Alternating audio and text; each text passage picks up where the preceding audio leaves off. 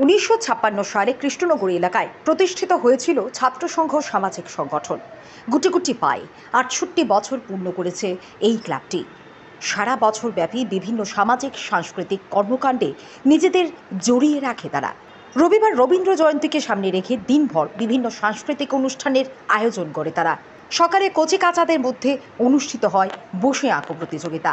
তারপর চলবে দিনভর সঙ্গীত, নৃত্যসহ বিভিন্ন প্রতিযোগিতা।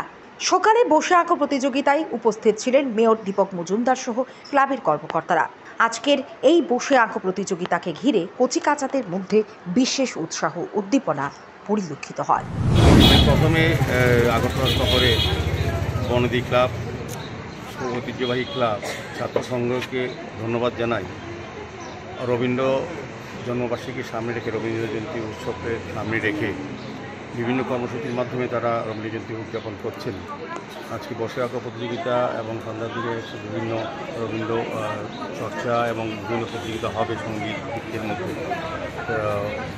আমি বলবো যে আজকের এই সময়ে রবীন্দ্রনাথকে বর্তমান এবং আগামী প্রজন্মের কাছে তুলে ধরা, রবীন্দ্রনাথের সাহিত্য সৃষ্টি, গান এবং সমস্ত কিছু রবীন্দ্র ভাবনাকে আগামী প্রজন্মকে তুলে ধরার জন্য যেটা বিরাট প্রয়াস। সারা রাজ্যের সঙ্গে বিভিন্ন সমাজসেবী সংগঠন, সরকার এবং আমাদের ছাত্র সংঘই কাজ করে যাচ্ছে। তারা দীর্ঘদিন ধরে সারা বছরব্যাপী বিভিন্ন সামাজিক কর্তব্য, সামাজিক দায়িত্ব হিসেবে তারা বিভিন্ন কাজ করে থাকেন। এলাকার উন্নয়নের সঙ্গে সঙ্গে সমস্ত কাজগুলি তারা করে, সামাজিক কাজগুলি এবং সাংস্কৃতিক দিক থেকে ছাত্রসংঘ অনেকটা এগিয়ে আছে।